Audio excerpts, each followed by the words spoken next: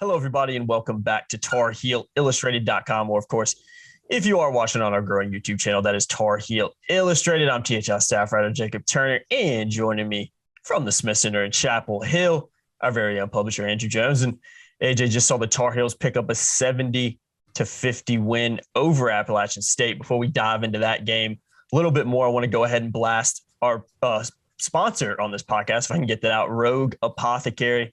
They specialize in top shelf family grown hemp products. So CBD, Delta 8, tinctures, oils, gummies, whatever you're looking for. Head on over, link in the description below, and use the promo code TARHEELS10 to save as well. Really high quality stuff. Head over there and check them out, Rogue Apothecary. All right, let's dive into this game a little bit, AJ. First thing I think I want to start with, let's talk a little bit about the defensive side of the ball. I thought we saw more energy and more effort than what we saw against Kentucky. I know that's not saying a lot because of just how low the energy and effort was on both sides of the ball against Kentucky, but you definitely saw a better defensive effort by the Tar Heels tonight. Appalachian State shooting just 26.5% in the second half, 31.3% on the night, just 13.3% from the three-point land, 4 for 30 on the night. So really an offensive night where Appalachian State really struggled scoring just 50 points as well. And, you know, credit to Carolina and their defense for making that happen. And the defense got better as the night went on, because for a while App was getting into the lane with the dribble drive, and they were having success getting into the lane with the cut. Someone would cut across the middle or down the middle, like across from side to side or right down the middle, and they were getting some feeds. App didn't do a very good job putting the ball in the basket. Some of those were really nice looks. They just didn't convert. But the Tar Heels got a little bit better defensively. I thought the energy was pretty good.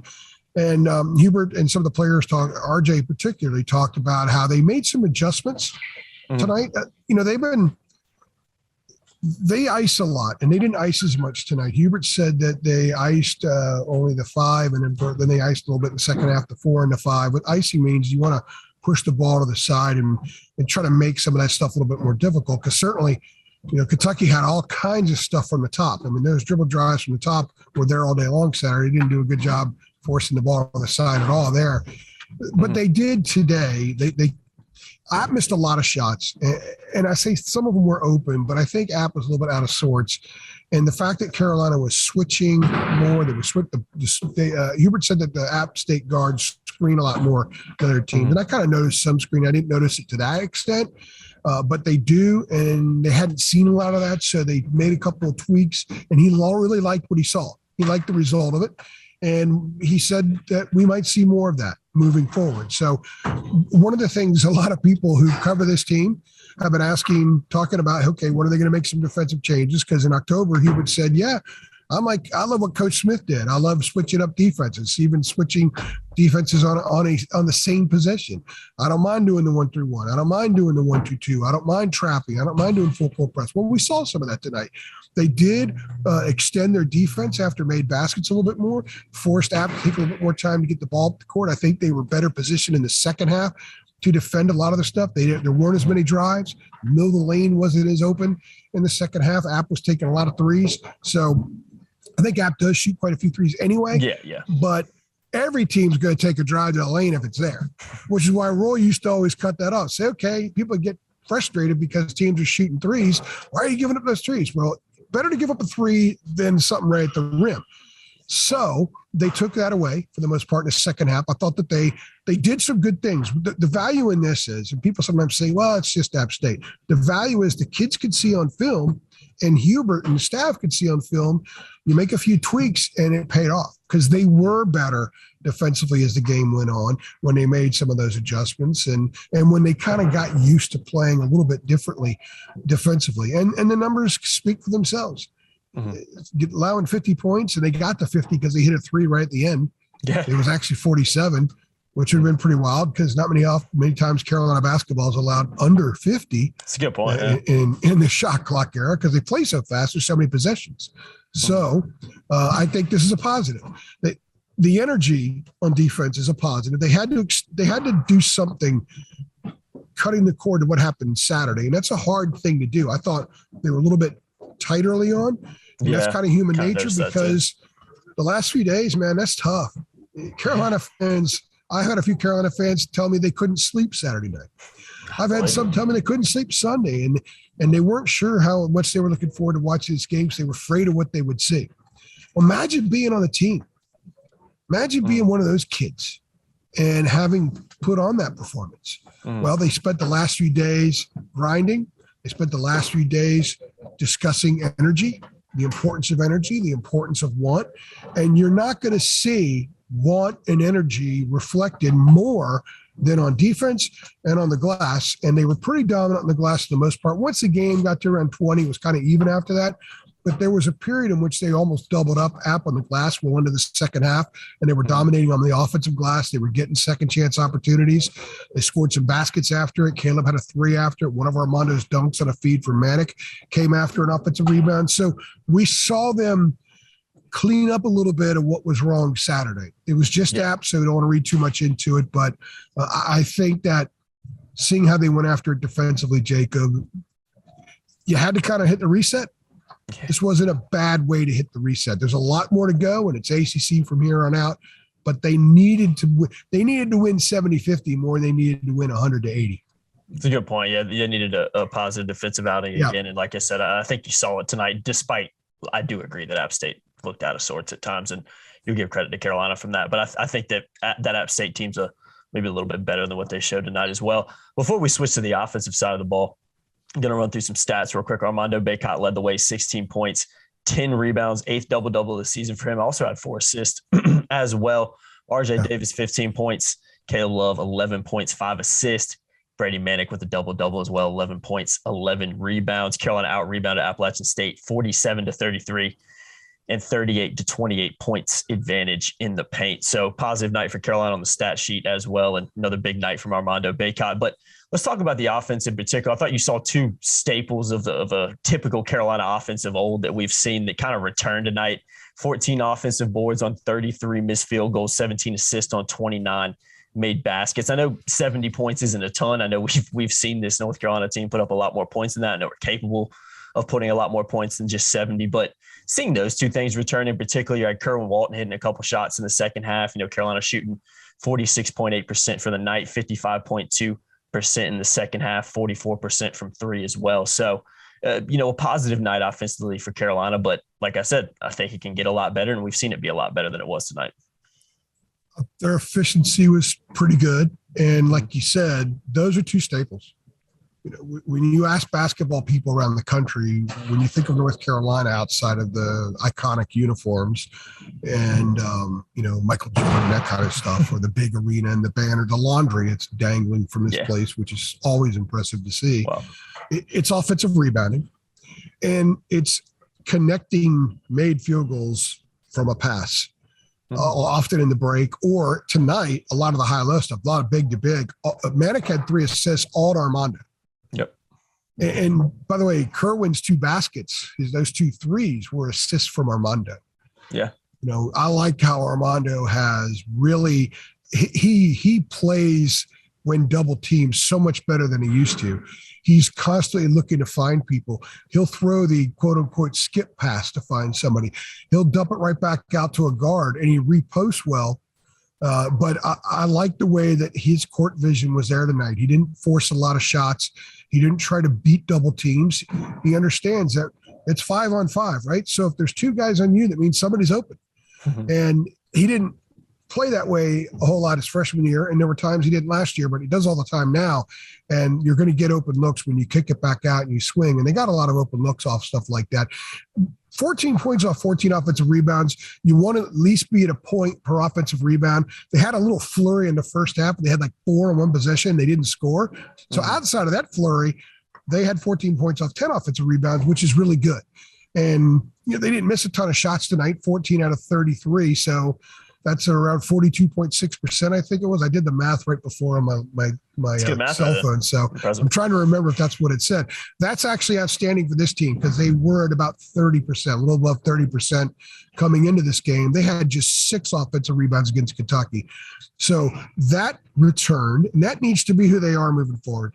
Because going back to the first point, if they're defending and they're switching well and they're helping, and there were times tonight where the help wasn't there, but it got a lot better. And when they're hitting the offensive glass, those are signs of energy. Those are signs of want. Those are signs of that extra layer that really good teams have pretty much every night. If they don't have it early, they develop it during the course of the night. They find it. Carolina didn't do that against Tennessee, didn't do it against Kentucky. So the beautiful thing about games like this is you see the lessons. Whatever the coach says, hey, you guys didn't do this, I'm going to harp on stuff. Well, you see them come to life in a game like this, because I don't think the Tar Heels were great tonight, but they did some old things well. And that's one of the reasons they won. And having 17 assists on 29 field goals, that's a percentage where I think that Hubert Davis would be pleased with moving forward. And having 14 offensive rebounds on 33 missed shots is probably another number that he would put in his back pocket right now and take that percentage the rest of the season, because they'll be 5 or 6 points better, at least per game, if they have that. So it's good that this team was able to do those typical things tonight, because they need to be a little bit more typical if they're going to have a chance to roll through the ACC, which is not a very good league. And they need to win a lot of games to bolster their NCAA resume, because right now this team is not 100% on track for the NCAA tournament. They have to play really well the next couple of months to become one of those teams, because they've had 4 marquee non-conference games. They went 1-3 and were blown out in 2 of them, and they gave up 90-something points in the other one that they lost. So they have a lot of improving to do. They had a lot of proving to do, which will go hand in hand. And I think tonight was a pretty solid step in those areas. Yeah, definitely. Last thing I want to hit on real quick, kind of what does this mean? Like we always do, obviously got a 8-day gap because of the holidays and whatnot between tonight's game and Carolina's next game against Virginia Tech. You finally saw Carolina, for lack of a better word, beat a gimme team that they should win against, beat them big by 20 points. So that's a positive you'll take away from tonight. Going into that big gap as well, obviously you'll have some holiday breaks in there as well, so it's not going to be straight practice the whole way. But no, the kids are going to go home for a few days. Yeah, and you expect that. So despite that, though, Carolina's got a nice week off to prepare for, like you said, it's ACC play from here on out, starting out with a tough Virginia Tech team. So, AJ, what does this win mean for the Tar Heels, if I can get that out? Well, the first thing is the 20-point win, and I have that in my 5 takeaways, and it's noteworthy because really good – go back and look at the past, I don't know, however many years, when they have – was it 7 games against, we'll call mid-major Patsies. A lot of these clubs aren't really mid-major. A mid-major to me is, some of the Missouri Valley Conference or the MAC. A lot of these teams aren't even that. So, and with no disrespect to App State and Elon, some of those clubs, they're not really mid-majors. They're lower mid-majors. We'll call them that. Typically, really, really good teams win a few of those games in the mid-30-point range, 30-point range, high 20s. This team had not beaten any of those clubs by even 20 points until tonight, and it was right at 20. You figure out what a team's all about over time. So a club that struggles to put the foot on the throat of teams that are inferior as far as talent goes, and they repeatedly don't do that, kind of tells you that there's a layer that they need that's missing. And we saw that missing layer against Tennessee. We saw that missing layer against Kentucky. And we saw it in some of these games too. I mean, if Brown was halfway decent, Brown would have beaten this team. If College of Charleston had a big that could defend, College of Charleston may well could have beaten them, but they didn't. So Carolina won those games. They get the credit for winning those games. But I think what we've learned, and we're going to do a podcast next week more on this when we preview a big week coming up at ACC play with Virginia Tech and going to BC next week. I think this club has a lot of growing to do. I think that they're pretty good at times and stretches, and I think they're pretty poor at times and stretches, and in between they're kind of average. Average teams beat the Royal of Maryland of the world by 16 points. Average teams beat the Charlestons of the world by 11. Average teams finally in their 7th game against a Patsy win by 20, and it was right at 20. So I think that 12 games in, we've seen them play really well a few times, seen them play horribly a few times, and everything in between. Kind of an average basketball team so far, but they have the potential to be a lot more than average. And I think that should encourage Carolina fans. There's a lot of figuring out still going on. I mean, Hubert even went back to his line. I remember after Tennessee, guys, it's only 6 games or 5 games. And he said tonight, guys, it's only 12 games. Well, they're more than a third through the season. That's wild. They got 19 games in a regular season left. They're ACC games. All of them are in the ACC. So you kind of got to change that gear a little bit from it's only X number of games to, okay, we got to start winning. We got to start really playing well and raise this bar a few notches, because they need to raise the bar a few notches. I don't think they're a very good basketball team. Average is not very good to me. It's average, but they can be a lot more. And part of what we discussed tonight, being better on the offensive glass, being more connected on offense and assisting more, making some tweaks on defense with the switching and the full court extending. It's not pressure so much, but just guarding, applying a little bit more into what the opposing offense has to deal with. Those are growth points. So let's see how they do against Virginia Tech, and they go to BC, 2 games that this team should win. I don't think they have to be great to win either game, but they need to be pretty good to win both games. They need to be better than average, certainly to beat Virginia Tech, and perhaps even to win at BC. Yeah, New Year's Day at noon in Chestnut Hill, probably going to have to bring their own energy, create their own energy that day, and that could be tough sometimes. I saw a national champ or a team that ended up in, I guess, the title game going to BC and struggled with about 6 minutes left. And they had to really kind of ramp it up to take care of business there. And that was a bad BC team. So that was a game where, I'm sidebarring here for a second, there were like 100 students in the building when the game started. By the time they got to the 10-minute mark of the second half, the students section was full. Because they're all watching the game on TV and say, let's go be a part of this. Sprint into the arena. Yes. So they got to be better.